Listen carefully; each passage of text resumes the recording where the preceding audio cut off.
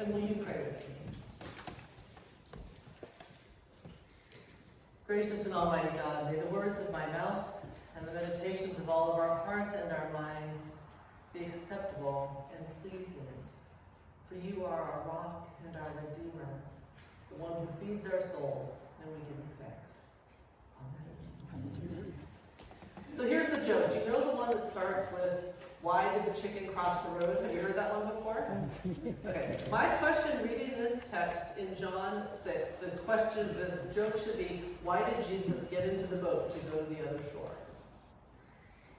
To get away from the crowds. That's why.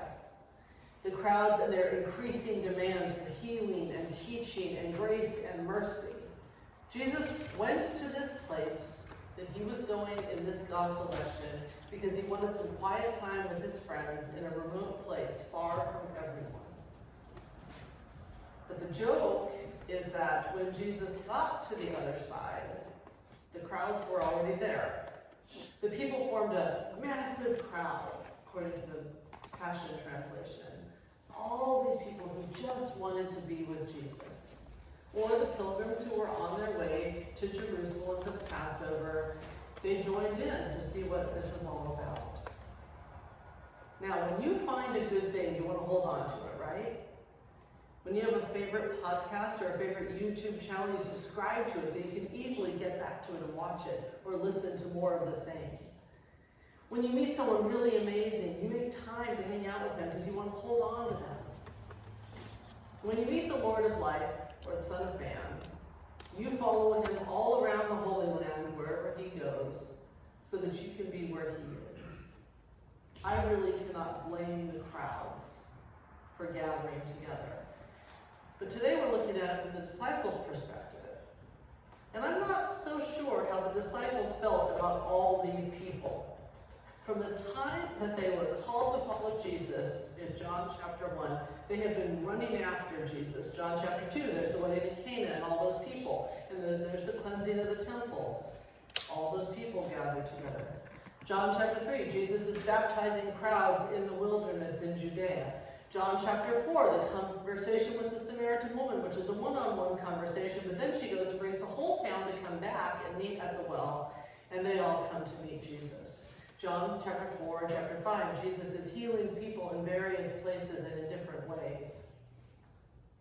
How do you think the disciples felt? Do you think they were jealous?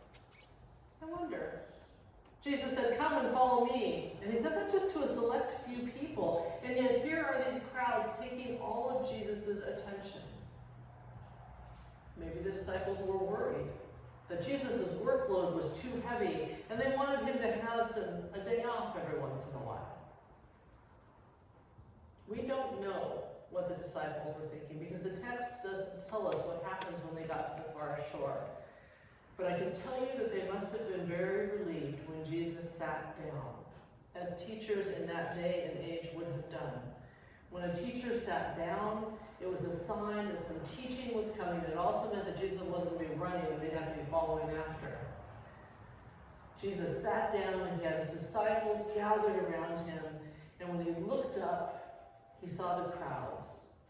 And I think it was at that moment that the lesson plan that Jesus had prepared was going to need to be put aside for a while, onto the back burner, because here, gathered all around them, was a wonderful teaching opportunity. They were not prepared for this. They did not have enough food.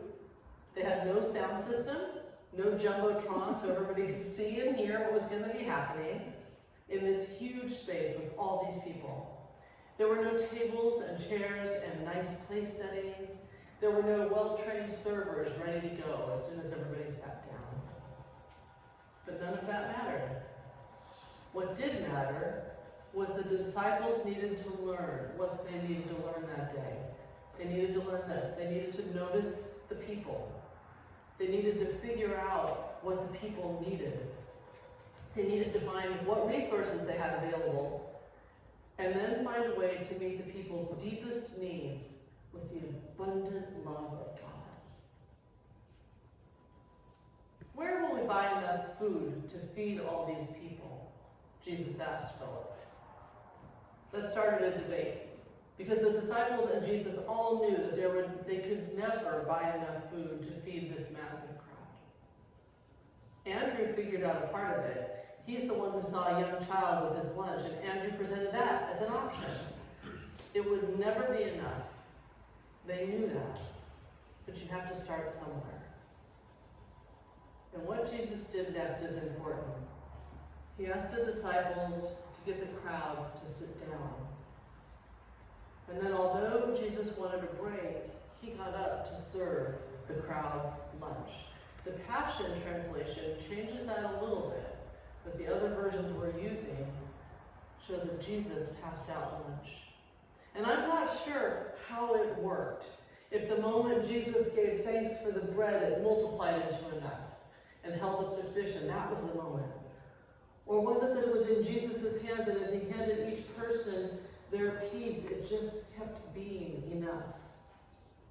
And I wonder, if Jesus handed you a chunk of bread, wouldn't you want to take 2 minutes of Jesus' time and just talk to him for a minute? Wouldn't you want to say thank you? It must have taken a long time for Jesus to feed them. And the disciples, sitting where Jesus had left them, saw this, that each person in that crowd mattered to Jesus. Each person was fed something. Each person had enough. And each person had a chance for a face-to-face encounter with Jesus. And the bonus is that when all is said and done, there were more leftovers than when they started. That's the grace and abundance, and it's very typical of how God works. Notice the people. Figure out what they need. Find the resources available, and find a way to meet those deepest needs with the abundant love of God. I don't need to tell you a cute story to make this evident in how it works in our day and age. Because we had it happen this week when 50 migrants showed up on Martha's Vineyard. In some of the very earliest reporting, there was a question about resources. What are we going to feed them? Where are they going to sleep? How are we going to keep them safe? And so the first report said somebody had placed a large order for pizzas until people in the community thought about it and realized that rice and beans and food more familiar to Venezuelans would make them feel more comfortable. And that food started coming.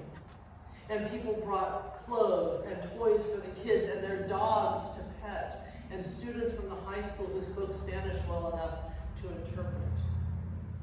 And retired doctors and nurses went to make sure that medically people were safe as well.